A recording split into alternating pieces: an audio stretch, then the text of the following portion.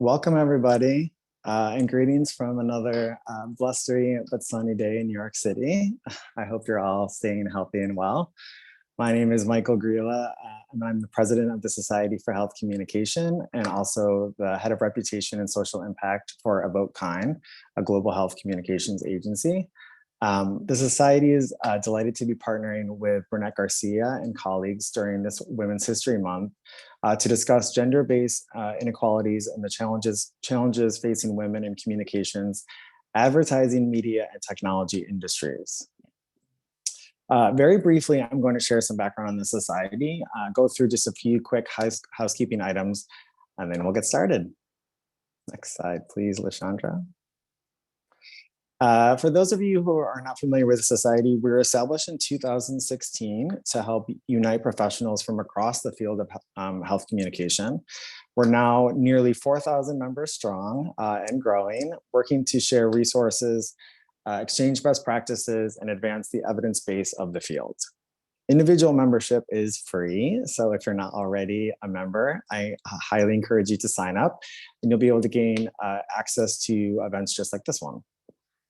Our executive leadership includes myself, our newly elected Vice President Ashani Johnson-Turbis, Shelley Spaeth, and Diane Brodelsky, who I have the pleasure of working with. Next slide, please. So just very quickly, a few housekeeping items. This session is being recorded and will be available on the Society website in the coming week. So please check back for that link. We'll share it on our social, and we encourage you to share that with colleagues and other folks in your network. The chat function is open for conversation and connection. We encourage you to share where you're from, where you're listening in from, and connect with other colleagues that are on the line. We will not be bubbling up questions from the chat function. We're going to be using the Q&A function for any questions that you have. So use that chat to talk, and then use the Q&A function to submit any questions that you have for our panelists. And Lashandra is going to help kind of bubble up those questions from the Q&A, and we'll leave some time as part of the session to really to dig into any questions that are coming in live from the discussion. And with that, I'm excited to introduce today's moderator, Kimberly Collins. Kim has more than 20 years of experience in health and wellness social marketing, with expertise in federal, state, and local client service. She is Executive Vice President of Media and Engagement at Burnett Garcia, where she serves as Strategic Counselor and oversees paid, earned, and social media campaigns. So thanks to everyone for joining us, and take it away, Kim. All right, thank you so much, Michael. Hi, everyone. Thank you also to the Society for Health Communication for co-hosting today's panel. We are thrilled to partner with you on bringing this webinar and discussion, Elevating Women in the Workplace, Tackling the Exclusion and Underrepresentation of Women in Communications.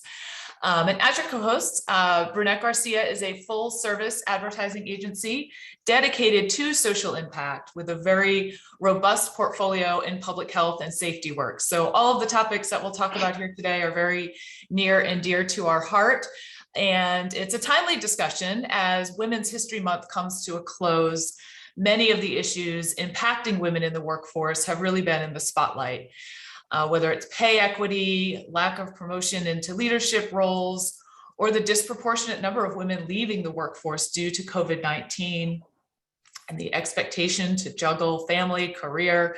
There's so many challenges facing women in the world of communications today. So we're going to dig a little deeper into those.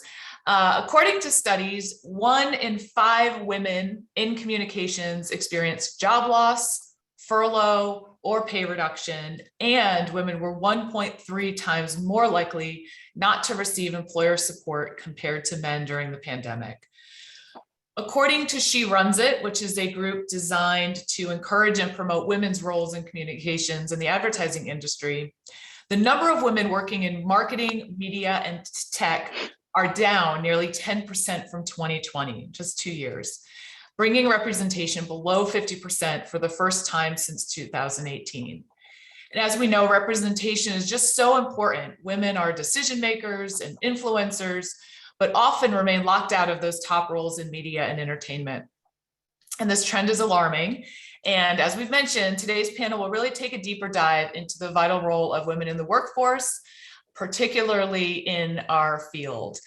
Today's panelists are united in a passion to build a better marketing and media landscape, one where women are at the forefront and are redefining the future for all of us.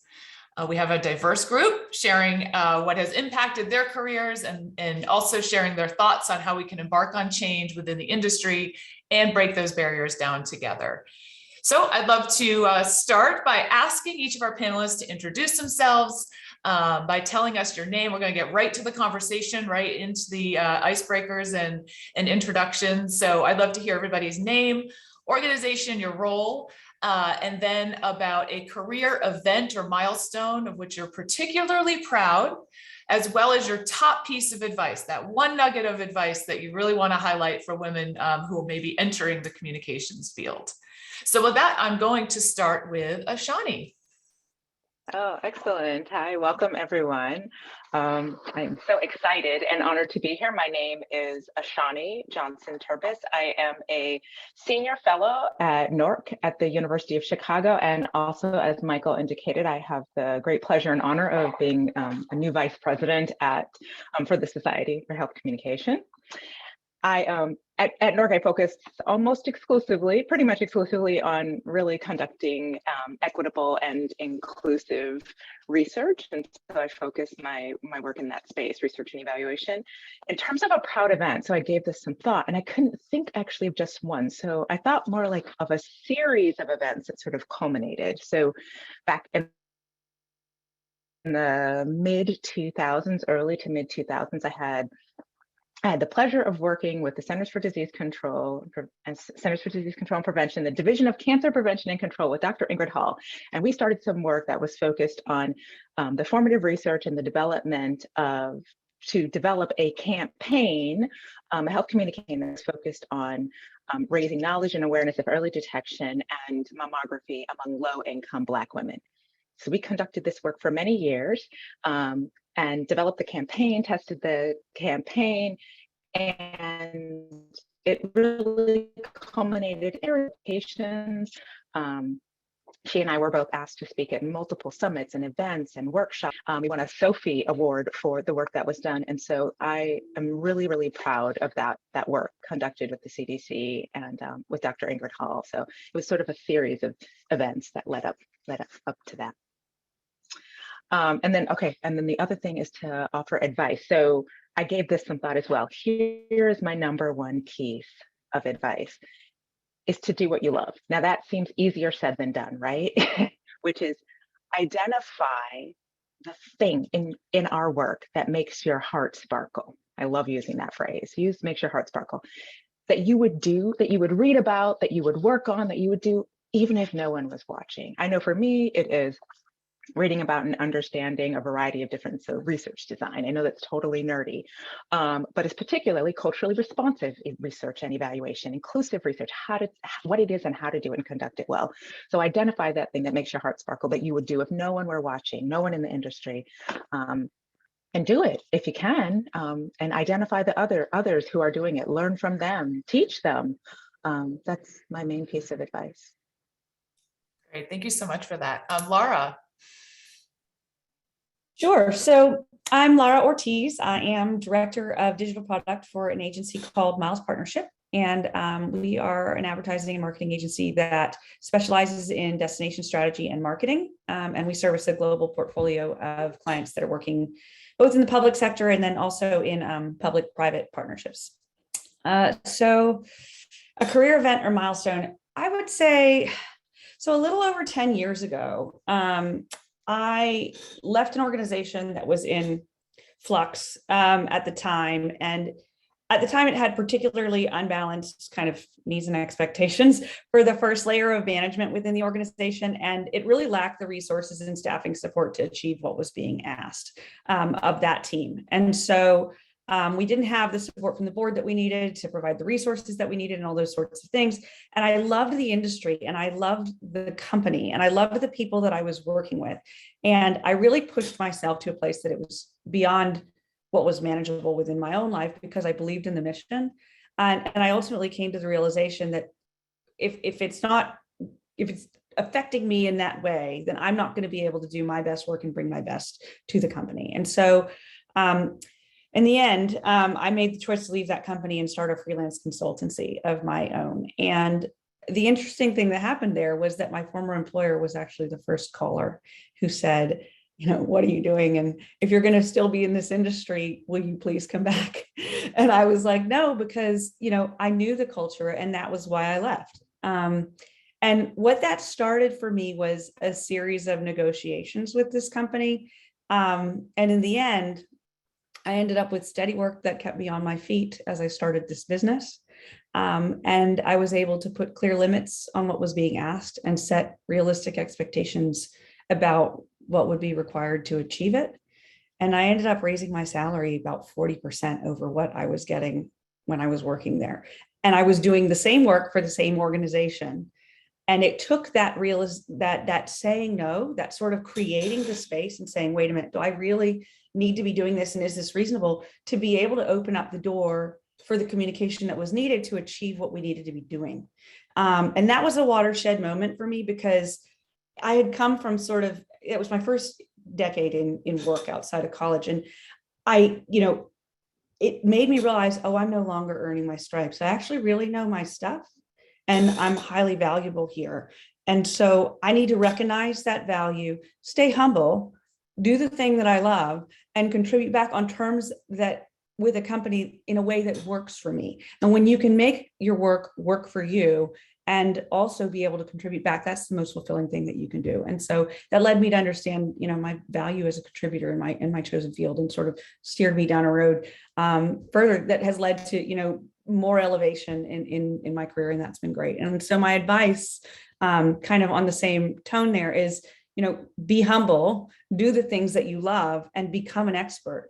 But when you are, and as you're growing, recognize where you are and don't undersell yourself. Say what you need to say so that it is fulfilling and you can contribute value back at the right level and be appreciated for what you're able to do. That's great. Thanks, Laura. What an inspiration. Christy, go ahead and give us your little spiel. Okay, great. Thanks, Kim. My name is Christy Sorensen. I am one of 3 senior vice presidents for Unified Partnerships. We are a elite group inside of iHeartMedia, as we work specifically with the government sector across the United States at the local, state, and the federal level. And I concentrate on the federal level mostly. I've been with what became iHeart since 1997. And along the way, my husband is a currently retired military commander with the Navy, and we ended up in Washington, D.C., and I was able to transfer along the way within the company. And when I got to Washington, D.C., I was given the task of doing the recruitment for that particular cluster of radio. And so this kind of dovetails into my advice to you, but I had a lot of military resources that were available to me at the time. And I was on several email lists, and I knew that the White House at that time was looking to empower military spouses. And in July of 2011, they created the Military Spouse Employment Partnership, MSEP as it's called. They like their acronyms in the federal government. And so I brought iHeart to the table to merge with MSEP. And that is a program that specifically focuses on military spouses and seeks out gainful employment within the communities that each of the spouses is living in. So it turned out that it was a really great program. It's still in existence today. And right after the study was done within the White House, Michelle Obama and Dr. Jill Biden wrapped their arms around it, and it became their signature event when they were in the White House as the First Lady and second lady, is she, at that time. So at the end of 2012, they called me and asked me to come to the White House and meet the two of them. And that was a monumental moment for me because, wow, they're great. And it was an honor for our company to be part of what was a really growing effort within all communities across the United States. So the advice part of it comes in, like, take something that you really know well and then merge it within your employment, because you're always going to have that base knowledge because it's another part of your life. Bring that to the table and it'll be valuable for your employer most of the time. So that's my story. Great. Thank you so much, Christy. And last but certainly not least, love to hear from you, Diane. Thanks, Kim, and thanks to the Society for Health Communication for their alignment with our firm, Brunette Garcia, and putting this together. It's very exciting to be on the panel with this group of women. Of course, I am with Brunette Garcia. I'm now officially called COO and founder.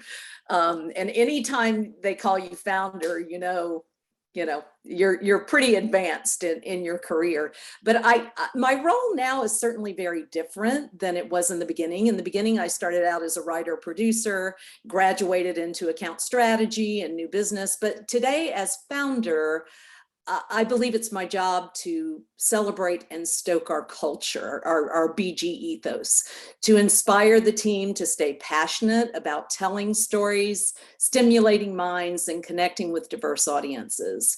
And really to challenge each person on the team to step out of their comfort zone to find creative solutions. I think we do that. I think we do it well.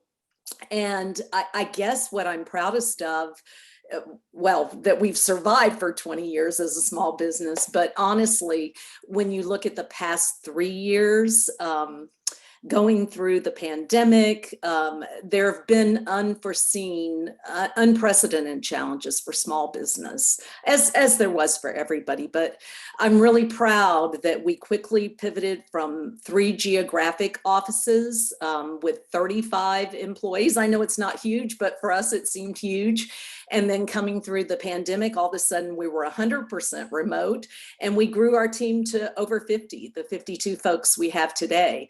So we did all of that while nurturing our client relationships, increasing revenue by 30%, and having to shift the day-to-day mindset of everyone on the team to be more concerned about mental health and flexibility than we ever had before. So we enhanced our corporate wellness programs, our mental health programs, our support, our PTO, and we refocused our social responsibility and philanthropic platforms during that time to focus on the issues of the day: social justice, pay equity, workplace inclusion, that are also important to women and to everybody. So I guess, over 20 years, that's probably what I'm proudest of, this 3-year period that we've come through relatively intact and relatively sane.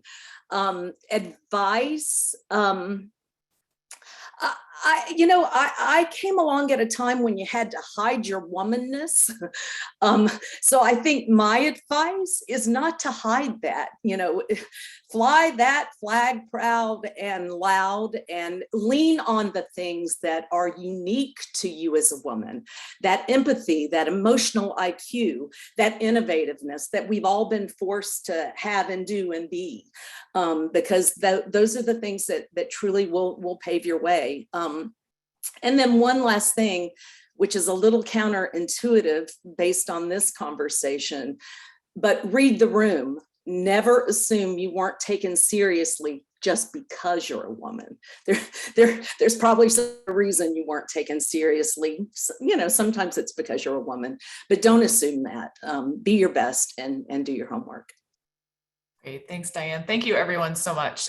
It really brings to light the value of this panel. And I'm just really excited to dig into all these topics a little bit more. I will add my thoughts as well. Michael provided my top line bio info, but I am particularly proud of the past 4 years.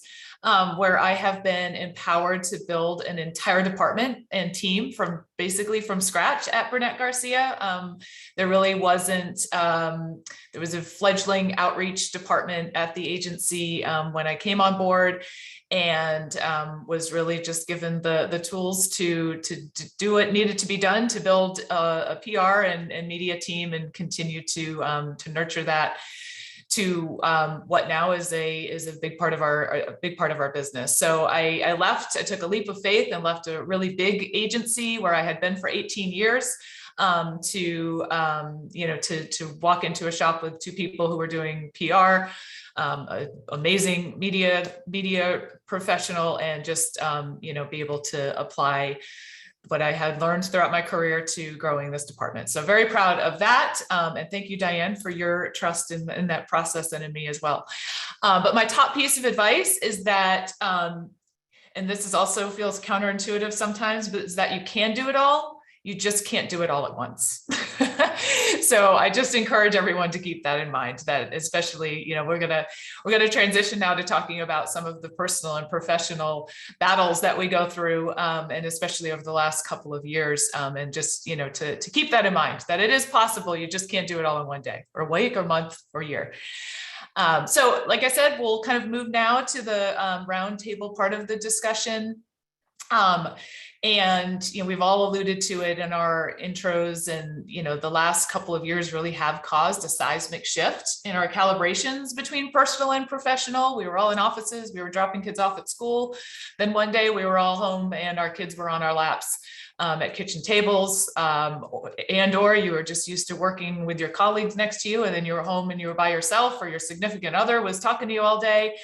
So our entire work balance, was turned on our heads. And as all the statistics are saying, women really were disproportionately affected by that sudden and what felt like it should have been a short term, but really was a lasting and I think somewhat permanent change in the way we work and operate together.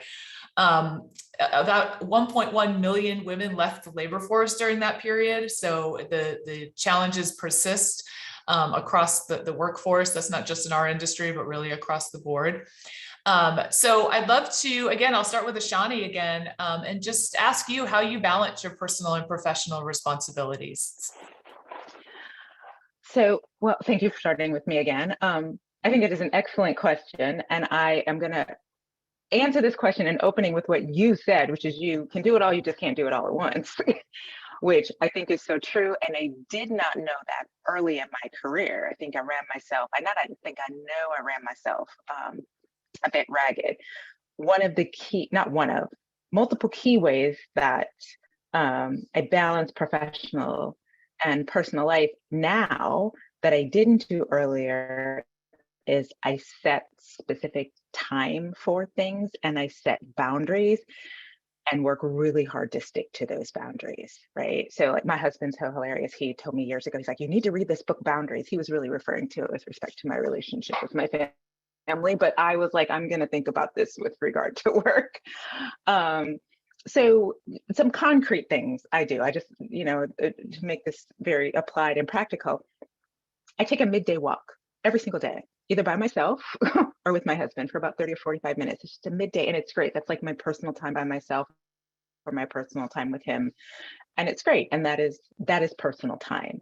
I generally will shut off my computer around 6. I used to be a person, if anybody knows me from the past 20 years, that literally works in the middle of the night. My best hours, I was always like, are between 1 and 4 a.m. That was incorrect. They were not. It was just, that was when my children were sleeping. But it's not when the definitely will shut off around 6 or 6:30. And I pretty much stick to that. I might check email right before bed just for peace of mind that nothing blew up or is going to blow up first thing in the morning. But that's a very concrete thing I do.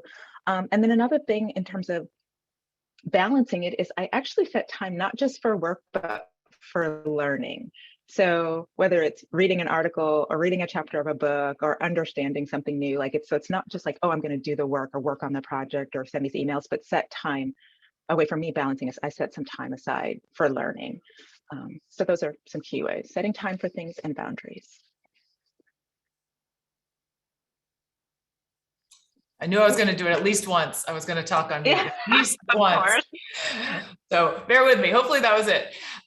Christy, would love to hear your thoughts on this as well. So it was interesting before the pandemic. And this, I don't want to belabor this military thing, but I was always a really early morning person because he was. And I would go in, if there was a project that I needed to get done, I was always better in the morning, like 5 o'clock, 6 o'clock. There were times I was coming into the broadcast studios at the same time as the jocks were, but I controlled it because I was able to, because I knew myself well enough to know that I needed to get it done and that I was better off as an early morning person. That really boomeranged hard back on me during the pandemic because I did find myself 24/7. Unfortunately, I'd get up in the morning, but then because with Coastal, I was still working until 9 and 10 o'clock at night because half of our team's located on the West Coast. So I too took very concrete measures to manage that. And so now I have alarms for everything. Like I also, Ashani, walk in the middle of the day, and I usually take my dogs with me and I just walk away from the computer and for a good hour walk right in the middle of the day. It seems to work better for me. But then I also use anytime my watch tells me to get up and move, I literally get up and move, and I never used to do that. So I will go from my office, which is on the 3rd floor, all the way down to the bottom floor, go outside, do something specific, but take a break. And when I was at my desk at my office, I never did that. I didn't leave my desk. There were times that I would think, man, I haven't even gone to the bathroom all day today. And now I have to manage that so much better. And I do it just by alarms. And then also prioritizing. I do have a lot of clothes now that have pockets so I can carry my cell phone with me. Pockets are great, just in case something happens. But I really try to stick to those alarms and make them work for me because I was getting mentally exhausted and I had to make a solid decision to manage what I could. And that's how I do it. I just use the tools that are available. It sounds kind of rinky dinky, but it really does work if you stick to it. Great, thank you. Diane, I'm curious as a business owner, how this shift has really changed your perspective on leading women and families through this time and this era. Yeah. As I said before, early in my career and the careers of some of us on the panel and probably in the audience, there were certain things we had to hide and suppress and push to the side so that we could have this hard driving, get ahead in our careers, make sure we're staying on equal footing with, the men around us, et cetera. And honestly, the pandemic was such a game changer in entering each day with grace and honesty, more than we ever have, and more tuned into mental health than I ever was before. Because, I was that hard driving, let's get her done, let's get her done, let's get her done kind of person. And it's like, whoa. And one of the BG team said to me, BG has allowed me to step away and watch my child and use my sick time. And I don't have to feel guilty for doing it. I get to be open and honest with my supervisor about what's going on. And I don't have to pretend anymore. So just having an open and honest line of communication is more important than it ever was. And flexibility is not optional. It's a must. So I think that's the primary for me. Yeah, thanks, Diane. Something I've witnessed and noticed in myself, especially during the pandemic, is, we've all talked about our careers and our confidence and our focus, and it was just all of a sudden turned on its head. Things were changing so fast at work. at home. You didn't know what the next text was going to be about, what was happening at school. You didn't know what the right call was to make at work. And so you have built so much, confidence and like I said, focus over so many years that you knew the decisions and you knew how to make good calls. And there was no rational reason behind a lot of the decisions we were all having to make. And sometimes that's a good thing, but I think sometimes, especially for successful women who are balancing it all, it can be challenging and kind of affect your self-perception and confidence. So it's been an interesting ride, I know, for all of us. And thank you all for your perspectives on that. Stepping back to the before times, if you will, I'd love to spend some time talking about that confidence and resiliency over the course of your career. So take the pandemic sideswipe out of the equation and just all of the years of experience behind us. And I'd love to start with you, Lara, just to talk a little bit about that what you've done to build that confidence and resiliency over your career. Yeah, and it's interesting. I'm kind of coming from a different perspective because, with the pandemic, sort of everyone was suddenly working from home and thrown into their home life at work. I've been remote for 12 years. So I'm coming from kind of the opposite thing. And it was really the big impact for me of the pandemic was I no longer have the things that I used to build the confidence and resiliency and balance in my life. Because all of I tried to get out of the house after work. I tried to go be social after work. I tried to, do things that were not sort of surrounded in my personal life. And then I lost it. And so, I had it in a different way, but I also found these borders sliding. So, tools that have worked for me historically, and eventually I got my feedback on them too. I think, somebody said the word grace, I think it was Diane, and you have to give yourself some grace around the fact that there is always going to be more to do than you can handle.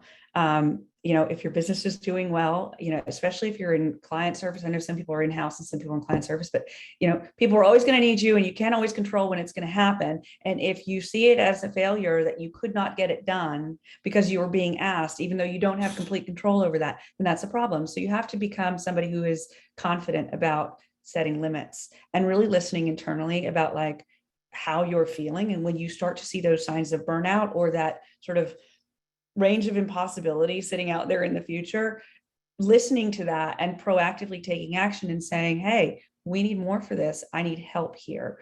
And engaging other people and thinking smartly around how can I do this smarter? How can I do this in a way that makes everyone happy and is going to be enough, but maybe isn't exactly how I would have done it normally, and getting really creative with that. I definitely had to kind of recalibrate about what could be delegated, what could be rescheduled, and just kind of also reinvest in myself and in sort of restorative activities. So those walks are a really good idea, and sort of having confidence in being able to do that. And I think the transparency around sharing what you do to keep yourself really highly performant creates understanding and empathy with people that you work with and respect for it. Because if you are a deliverer and these are your tools for delivery, if people know about them, it's easier to sort of defend them and create space for them. Great. Thank you. That's empowering advice. Ashani, I'd love to hear your thoughts on this as well. Uh-oh. Ashani, you there? Did you say, Shani? Yes, my audio went. You did. Okay. See, I knew my audio was going to go funny the moment somebody said my name. Yeah, of course. It was going to happen. Of course. Confidence and resilience. So I was thinking about this as Laura was talking, and I was thinking, it's for me, I would in complete like vulnerability and transparency. I suffer, and I've been working through it, imposter syndrome. Many of us do, right? That I don't think is particularly unusual, but I was thinking about like the building confidence and resilience, and not just related to the last 2 years in the pandemic. I think in the last 2 years, the main way that I've kind of focused on building that is by along the lane, I think you just talked a little bit about failure, accepting failure, right? But not seeing it as failure. Like understand, okay, this is an opportunity to learn, right? Like I'm not going to interpret this as I didn't do this or I didn't do it well, but like this is an opportunity for me to really think about how can I do it better next time? Or who can I enlist to support me? another key thing in terms of building resilience and confidence is I don't take anything personally. Like, this is huge. Don't take it anything personally. Like, the way somebody interacts and reacts to me really has more to say about them than it does about me. So I'm like, I don't take it personally. That's been really good for resiliency in particular. Throughout the course of my career, in terms of building confidence and resiliency, I'll just be totally honest, is that embracing my womanness. I love that phrase. I'm going to use it. I think that was Diane.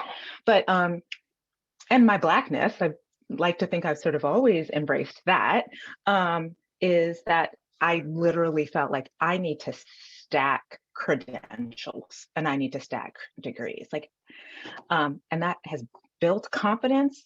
I know we're going to talk a little bit later about like sort of what that means in workspaces in terms of intersectionality, but for me, that has built confidence and has allowed me to be resilient is by making sure I know my craft, I know my stuff, I'm learning it, and I've crafted enough like certificates and degrees or whatever that show it. Like, that has helped me certainly build confidence throughout the course of my career.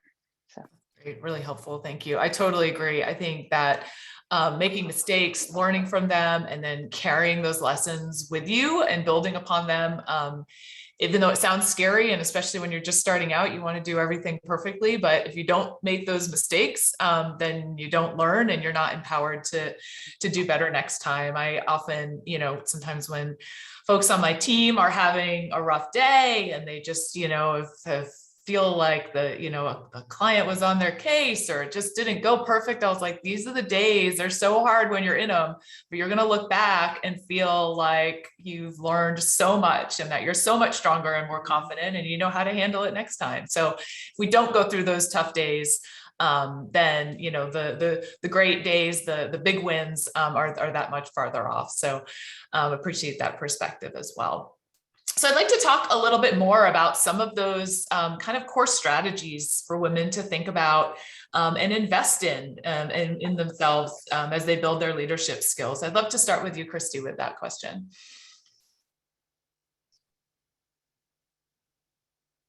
Uh-oh, do we have a frozen Christy?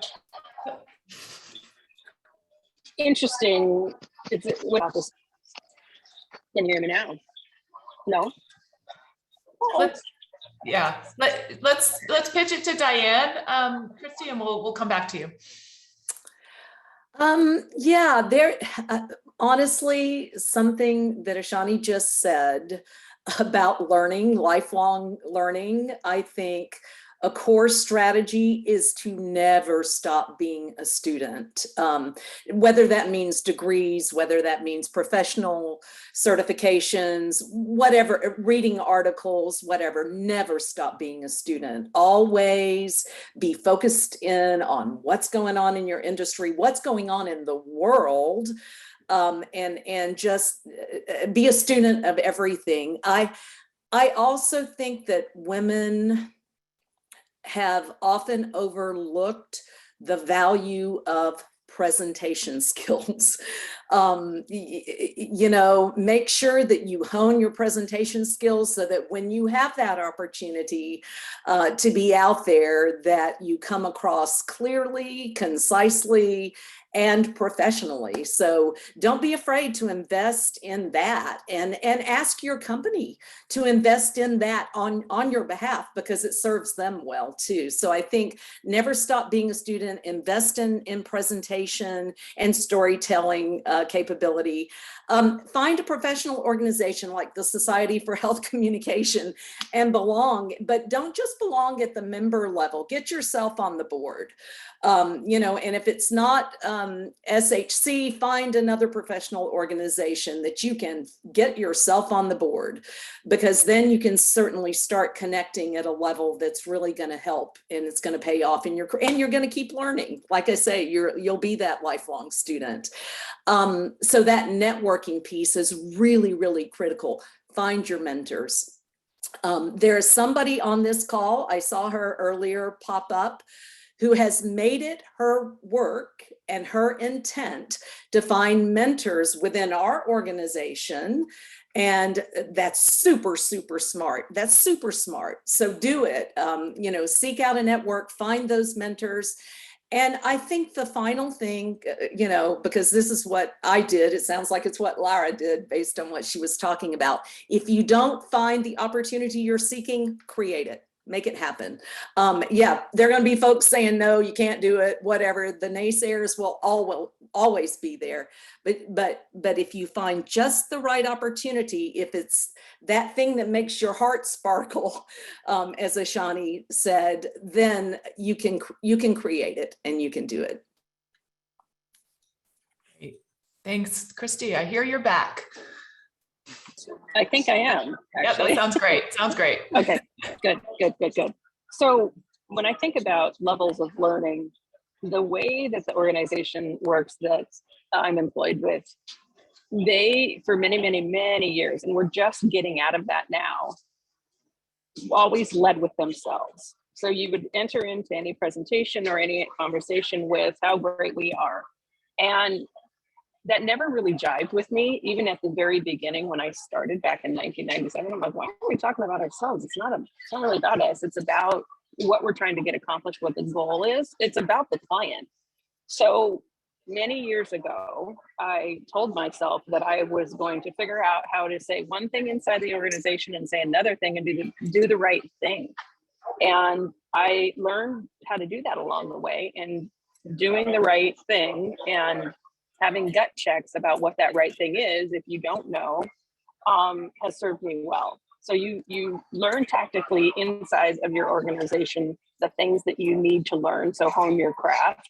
But then you also figure out, if you keep your clients top of mind and what those goals are, the company's going to follow regardless. And the second that those two things get flipped is always where it starts to go wrong. Always, always, always do the right thing for your client in that particular relationship. And then the final thing is always listen more than you speak. I think that is something that we need to do more of. Really listen to what those goals are and figure out before you open your mouth the best tactical thing that needs to then take place afterward. So that's how I've gone about those things. Great. Laura, some core strategies for women to invest in themselves. I think mentorship, and Diane touched on this, is huge. I kind of have a unique perspective in this room because I started my career working for Diane. And so, I was straight out of college, and she and her husband had founded an agency. And, I thought I knew more than I did, as many of us do. But they gave me, and I think this is really important, is, you have to, as a leader for your people, create a safe space to make mistakes. And, as a person who is working in a company, find a company that allows you to have that safe space to take those risks and make those mistakes to grow your skills. Because without that practice and without those tight feedback loops where you can do something and then say, well, how could that have been better? And have those conversations honestly, because there is trust and good human relationships there, you're never going to get as far as you could. And that importance of that community, whether it's colleagues at work or women in this community or just a diversity of people. It doesn't even have to be women. It can be smart people that you respect. I think it does a lot to be able to build you up over time. Thank you for that. Yeah, we've spent our time together so far, somewhat introspective of our own experiences and thinking about some of the inspirational thoughts for each of you who are watching. But we really want to spend some time now kind of digging into the challenging aspects of career growth and leadership in our industry, particularly for women. That's really why we gathered here today, was to talk about some of the tough stuff too. So Ashani and Laura, I'd love to hear your experiences and perspectives on how inequality and inequity, which, as we use those words a lot in public health. I know a lot of you on the call are in public health, but, that kind of discrimination on the basis of sex or gender that causes one sex or gender to be routinely privileged or prioritized over another, really, just to give some context to what we're talking about with inequity and inequality. But how do those, troubling elements manifest in our field and in the marketing industry workforce. And I'll let Ashani, I'll let you start, and then would love to hear your thoughts as well, Lara. I'm trying to come off mute. So I'm going to make sure I'm going to repeat back the question because I want to make sure I answer this very thoughtfully. How does inequity, how does that play out in the spaces that we're working in? And I'm going to add a little onto your question, like, and how do we deal with that? Is that absolutely great? The question? Okay, Yep. Perfect. So my goodness, but it is a big question. All right. How does it manifest? So I know I used the word intersectionality earlier, right? So that is the acknowledgement that everyone has their own unique life experiences of discrimination, of oppression, of those sorts of things, right? So in terms of how does inequity manifest itself in our work, I think some of the ways that I've observed that it manifests itself is in opportunity, and equality of opportunity. So I've over the course of my career observed that certain groups of people, in particular white men, have appeared, from my perspective, to have greater opportunity for a variety of different reasons, right? And that has been a hard pill, oftentimes, to swallow as a woman and as a Black woman. I think that in addition, it's manifests itself in terms of early on, things are changing now, right? Around parental leave, was expectations on women with regard to how we care for and are present in our families, particularly when we choose to have children, but likely also for women that choose to be child-free as well. The way that it's impacted, like, my experiences, I see this sort of in two ways. It's impacted, one, how I see things, right, in terms of power dynamics, and that I think I'm probably more attuned to it, and not because of me, who I am as Shani, but because of my experience of being a Black and being female. And I think other people who are in those sorts of historically marginalized groups will see it as well. And I think it's also impacted certainly the way that I maneuver and I navigate spaces. Sometimes I'm in spaces and I sort of want to disarm groups or people, make people feel more comfortable, right? Early on in my career, maybe that's less the case now. And another way is increasingly to assert authority, to make it clear I am in the position that I am in, and it is a position of authority. And even though, my immutable characteristics may suggest to some people that I am not, I am. And so that's the way it sort of manifests, and how I navigate spaces. So I hope that answers the question a little bit. If not, we can come back to me. Okay, but I pass it off to Lara. Sounds good, thanks. So, I mean, let me start with the how it manifests. So, especially when you start looking at like media and communications, advertising and media, I mean, it's changing. It is changing dramatically, I would say. I work for a company that is 300 people and it's 68% female, and we're an agency. That was unheard of 20 years ago. And that's at all layers of leadership. And so, it's changing. But, as a woman, we are all of us are working in a career that historically had men at the helm. And so, that people tend to hire people that they are comfortable with and that they feel like they understand, and promote people that they feel like they're comfortable with and they understand. And so what this is leading to is kind of a continuation of that. And it's a very slow going thing to change that. It's changing on the facet of women. But when we start talking about intersectionality and we start talking about what are the other facets where you've got, a minority sort of perspective versus, well, really a majority perspective that is kind of tends to miss the minority viewpoint. I think that is an area where we still have a really long way to go. And especially when you kind of layer those facets of, I'm a double mind, I'm an only this, or the least, I'm only represented by this, and then layer that in. And so, I work at the agency that I work at now currently, we are heavily underrepresented in terms of representation from an African-American perspective, from a Latino perspective. And we know it. And we know we need to change it. And it's not anything that was ever done with intention, but it's just the industry that we're in, particularly in tourism, is not all that representative. And so we've got to build that and really intentionally bring it in. And I think that it starts with intention. It starts with recognition and self-examination around what is it that we look like and who are we speaking to? And are we aligned in a way that makes us able to understand that perspective well and be able to communicate effectively? And if not, what is the plan that we can put in place to be able to open those doors, become more attractive to these groups, and hire competitively in a way that leads us to evolve over time? It's never an overnight. It's usually a many, many years process to build a strong organization that is more effectively representative of what's out there. How I think, my own personal intersectionality as a Latino female has impacted my experiences in the workplace.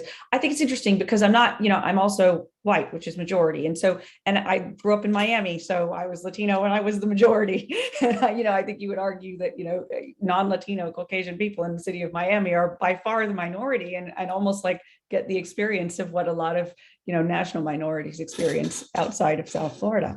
But I had the opportunity to sort of understand living from those different angles. And I think that built for me sort of an empathy and an attunement to be able to see and detect that among peers from all different kinds of walks of life. And I think that it also made me very interested in understanding it and other people's perspectives and sort of listening to that and learning what I could from that, because I think that would make me stronger. And I think that's also driven me, like, I'm a traveler. I'm a world traveler. I travel all over the place. And, I spent 90 days in Sumatra several years back. And I literally was the only Westerner that we saw for 6 weeks. And it was like this eye-opening thing that I think, when you have those experiences and you get out into the world, you put yourself in those positions, it strengthens your ability to see and be creative about ways to create voices and understand perspectives that actually makes you stronger in this career.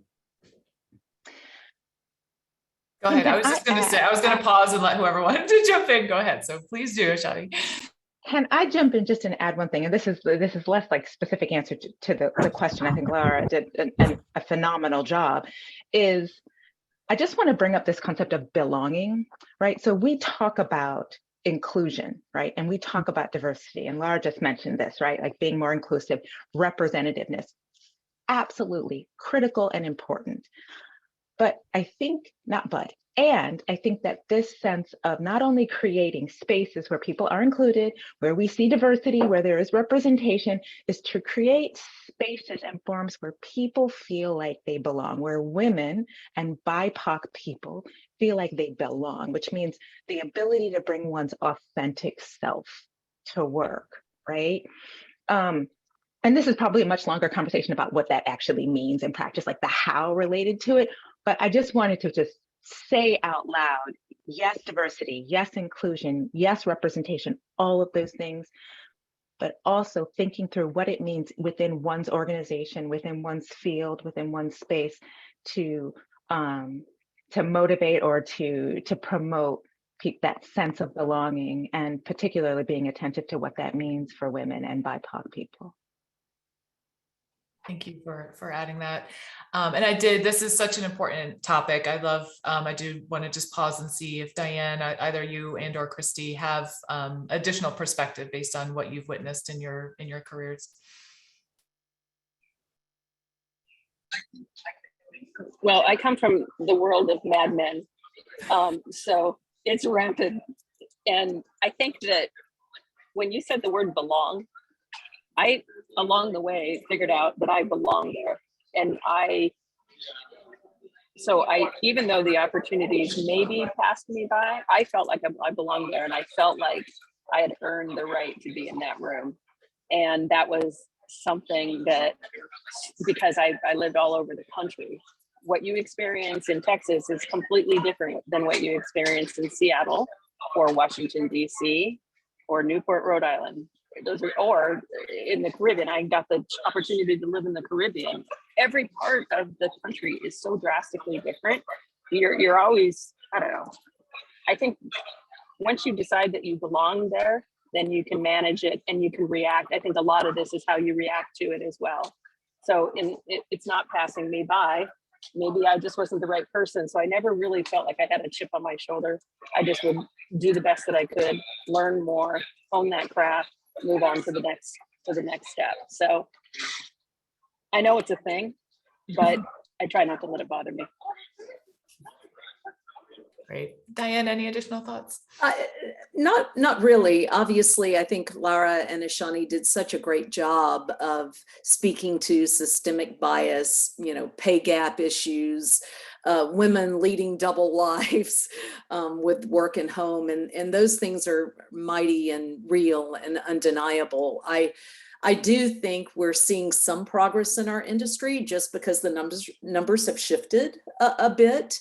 And then there are business owners like us who have made it absolutely one of the founding principles of who we are. And so I think we're starting to see a shift, but I think these are all really valid and excellent points and good to remind ourselves about as we go.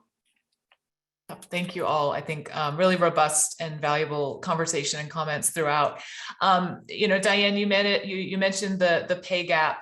And I did, because that is such a tangible challenge for especially this group to work through. I think we have a lot of people at the beginning of their careers. So would love to hear, and we'll start with you, Christy, if you have any recommendations for women about, identifying and addressing this, types of pay gap, wage discrimination issues that are pervasive out there as well. Well, my experience might be unique because I was based on commission my entire career. I, only ate if I killed. So there really wasn't a pay gap because I had the good fortune to out earn most of my peers, whether they were male or female, just by the drive that I brought to the game. But I think, you need to know your value, and you also need to know, again, the community you are in and what that community will bear. I go back to that same experience. You're not going to get paid the same in Seattle as you are going to get paid in a very small community smack dab in the United States. It just doesn't work that way. So know what it is that you want, I guess, is the starting point. Set yourself a goal and then figure out how to get there. But again, I do understand that other people are in different situations, but because of the commission-based structure that I've grown up with, quite frankly, I was able to overcome that pretty quickly. I hope that doesn't, I know that doesn't really answer your question because you are looking for different salary and examples of inequality there, but again, that's my perspective. Sure. I'll open the floor then and see if anyone does have a unique perspective or thoughts on that pay gap wage discrimination issue. Again, we're in something of a unique situation because we were 100% committed to gender pay equity from day one. It's one of the founding principles of our firm, and we're excited to honor that today and always. But I think something Lara said earlier about fighting, for her rate of pay is critical for women to think about, that you don't always have to just sit back and say, oh, this is what I get, this is what I'm entitled to. You have to set a path and a strategy for getting there. If you're not working in a place like BG, where that is, part of our founding principles, then you have to do, and take the course that Lara said she took, and find those mentors who can help you serve it up in a way that you try to get where you need to be. That said, there's so much that needs to change in our industry and in the world, to make sure that there are more firms like ours. So advocate, get involved in the political issues. Don't be quiet. Don't be obnoxious, but don't be quiet. So I think we've all got a lot of work to help lift our peers in that regard. Do we still have time on that, or do we want to move on? Yep, go for it. Yep, go ahead. Okay. So a couple of different thoughts on this. An interesting thing about the pay gap is that, historically we have societal roles, right? And women often are the ones who take time out of their careers. And so then they come back and they're years behind. And so that has manifested. There's also this perception that they're going to leave right? And that's affected us. But I think that nowadays we've pretty much gotten to a place where we can prove that wrong, right? And so it becomes a place where we need to be able to come in and say, set a goal. And I think it's important to have the confidence to have the conversation. I think piecing it all together, right? Do the research, understand what people who are qualified at the level that you are, who are achieving the work at the level that you are, get paid, and then be ready to bring that case and research your locality. I think, the other thing is being willing to come to it as a negotiation. If you say, I'm worth this, and if not, I'm walking, you're often going to get but if you can make that a conversation and say, this is my goal, and this is what I believe I should be at, what is it that I am not doing at this stage? Do you believe that would get me there? What am I missing? Right. If your performance reviews have been consistently good, then it's what is the plan that we need to mark out? And here's the timeline we need to do it in. And if you can effectively turn it that way into a project, you can often close that with some patience in less than a year. Yeah, that's great advice. And I think, I just hear so many common themes throughout this conversation about, building that confidence to begin with, and then trusting yourself, to advocate for yourself. I think that, that's just, it's so valuable for everybody to remember that. Be fair to yourself, give yourself space to do what you need to do personally as well. But, when it comes to your professional life, lean on the experiences that you've had, the confidence that you've built, and lean in, right? That's been a common theme for the last several years since that book came out, but it's true. If we don't lean into our own experience and advocate for ourselves, then it can be harder to get ahead. We're approaching the end. We've got about 10 to 12 more minutes. And we have a couple of questions coming in through the Q&A. So I'd love to start to tee those up and see if we get any more, just to make sure that those of you who are on the line, and there's a really great conversation and chat too. I'd love, LaShondra, if we can maybe capture those and distribute them, and so that everybody has them as well, because there's some good supportive conversation and experience sharing going on in the chat as well, which is really great. So the first question that we have from the Q&A is, how can we get involved in women empowerment or leadership, and supporting and inspiring other women along our own journey? So I don't know if anyone in particular wants to jump in, or. All right, then I'm going to call on Diane. Can you repeat the question? I can. It's, how can we get involved in women empowerment or leadership and supporting and inspiring other women along our own journey? Well, I think we've talked about some of these things. I think it's really important to join women-centric kind of organizations where you know that you're going to be supported and you're amongst peers and in a friendly place. To seek out those mentors that we've talked about. I think that some of the organizations, advertising didn't have a lot of women-centric kind of organizations. I think some of those have come along, and you referenced one in the beginning, Kim, that what's that organization again? Which is a really good one for women in advertising and communications. If you can find that again. I'm not a member of that, but they have been around for a while. What was it, Kim? She runs it. She runs it. Yeah. And they actually evolved from back in 1912, right, when women were first involved in the organization. They were called something different, I'm sure, at the time, but it is a very strong organization. So find organizations like that where you can find a seat at the table, because you can. It's a very welcoming place. Set up your own mentor networks, set up your own support networks. Find people. Yes, we all need to listen more. I think Christy said that, but we all need to be listened to as well. So find those people who will truly listen to you and understand what you're saying and give you the advice as you go. But really, and I don't know if we want to do a round robin of some of the organizations that others have found to be helpful. But societies like Society for Health Communication, obviously you're all a part of that already, but find other like organizations in other areas of your life. So I think that's some practical stuff that you can do.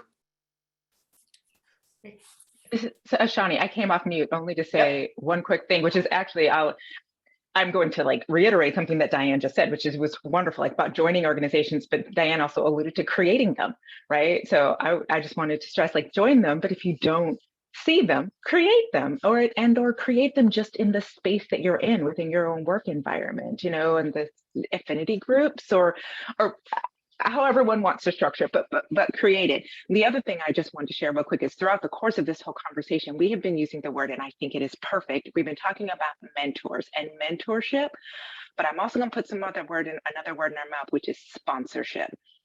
It is critically important to have mentors, right? Those people that you learn from, that not only can you learn from, but you can teach. I think about them, but sponsors, from my perspective, and I'd love to hear others as well, if there's time, are people that also are they're speaking well of you, right? They're giving you opportunities. They're thinking of you in terms of putting your name, you out in the world. They're sponsoring the work that you do. So mentoring, yes, but also sponsoring. And I have found that is as important as having mentors throughout the course of my career.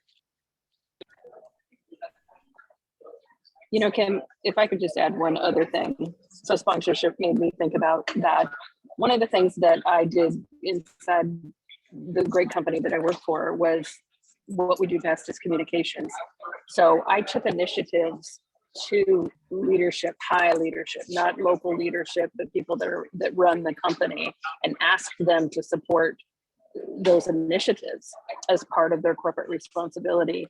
And lo and behold, I actually got through to them. And so a lot of the programs that we run through our corporate responsibility were directly tied to others like myself asking for them to support it. And we just happen to be this great company that has all of these broadcast properties across the United States. So leverage what you can inside your organization to help the initiative that you're trying to achieve there too.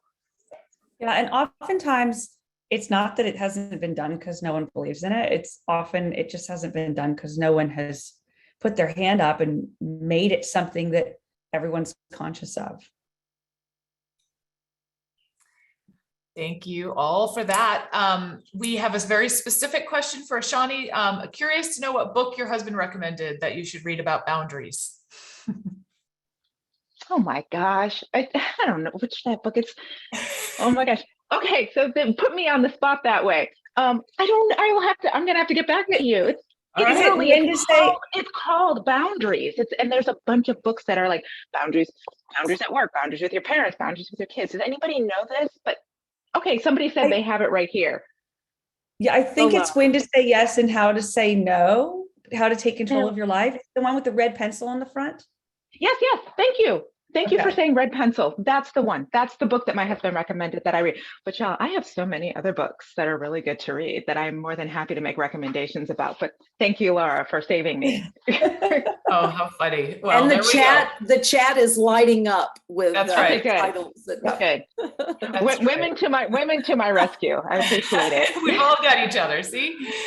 Yeah, and I'm not sure exactly how the society does their follow-up, but I know that we'll have this will be recorded, and we'll make sure that additional resources that have been discussed that are shared and made available through whatever channels there are. Another question that has come through before the session was, what advice do you have for organizations to support women professionals in communication, especially mothers and women of color?